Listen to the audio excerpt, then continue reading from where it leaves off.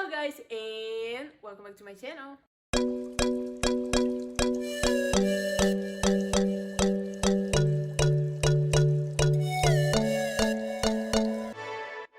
Today I will show you all the apps which I have been using since I went to university.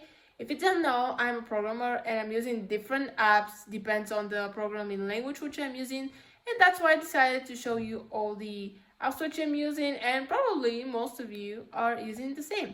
So like and subscribe, and without further introduction, let's get into the video.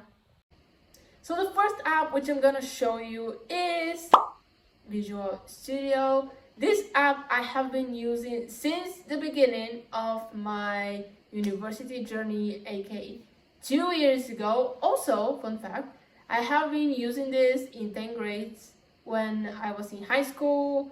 Let's say that compared to what I'm doing now, the programs which we did were pretty basic. They were very simple, but I didn't know anything about programming, so technically it was pretty good for me to understand what this app is doing, like what I can do with it. Also, I started in the 12th grade as well, have been using a bit more complicated things, but if I have to compare it for what I have been using this app then and now, let's say that things are very different. I have been creating whole projects on this app using C++ mainly and C# from time to time, but mostly C++. So I have to say it's a very good app if you need it for this language. Of course, there are many other apps which you can use, but I have to say this one was very helpful and I used it a lot. My second app is IntelliJ. Of course, I have been using Java as a language as well. So mainly I started using it last year and I had to download it. Of course, there are other alternatives, but my teacher was using this and I wanted to have the same app as her. So if I have any problems, like something is working on her app but not on me, I have to ask, where is the problem, what happens? Of course, you can use tons of other languages. For example, code blocks, some people were using it.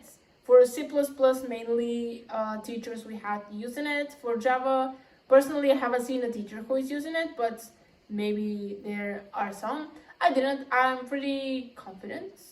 Now I know how to use IntelliJ. At the beginning, it was very, how to say, a bit hard and weird because I got used to Visual Studio, but I got it very quickly. Also, you can automatically generate some things if you're learning object-oriented programming, and you don't have to type them by yourself. I'm not a very good typer. I'm not a fast typer. When it comes to texts, like for example the stories which I'm creating, I can type very fast. But when it comes to the code which I'm using, especially when I'm doing exam, I'm typing so slow that I'm doing the dumbest mistakes ever. I don't know why. But back to IntelliJ, it's a very good app. I can be using it a lot. I have created a whole project on it as well. And I have to say, it served me very well. So it's another useful app if you want to learn Java. The next app which I have been using is Visual Studio Code. Mostly, I have been using to format my text, aka, for example, I write one line of code, then on the next one I do, for example, 20 times spacebar. I want to format it so it looks a bit more ordered. Of course, you can write code in there as well. I just prefer the Visual Studio, not the Visual Studio Code, but again, it's doing absolutely the same work. I have been using C++, and of course other languages, but mainly C++, and that's it. The app is very simple to use. I'm pretty sure even if you're a starting programmer, you'll figure it out.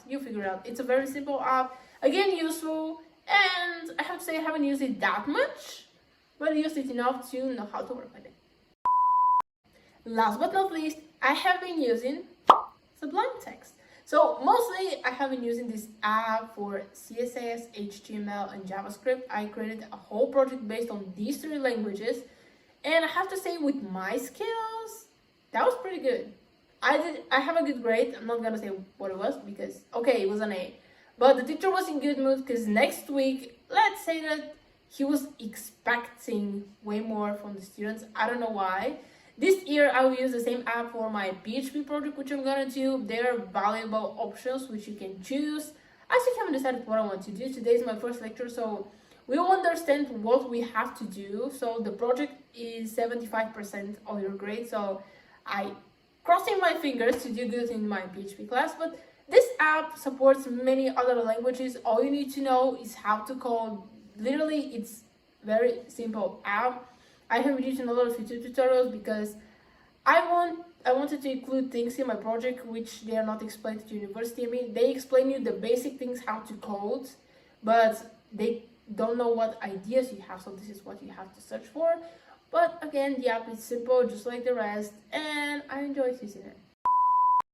In the end, I want to do some honorable mentions. Of course, except from all the apps which I have listed, I have been using some online compilators. One of them is Hackerrank. Let's say that you have a problem and you can write the code there. Also, you can check if you passed all the test cases. For example, they give you some examples with which you have to test your code and see if it's working. It wasn't that bad. I have been doing my Java homeworks last year there, but let's say that, okay, I don't like the app that much. I prefer the other ones which I have been using. Technically, this is not even an app, just an online compilator, but some teachers like to use it because they give you codes and all the test cases, so they need to check your code if it's valid or not. All the test cases show how your code is working.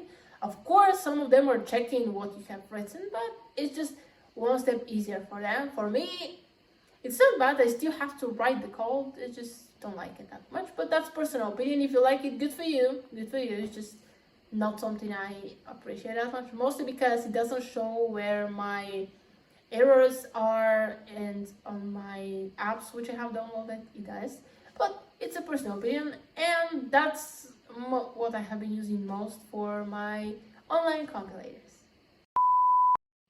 Okay guys, that's it for the video. Hope you enjoyed it. Comment down below if you're a programmer and what app slash online compilator you're using.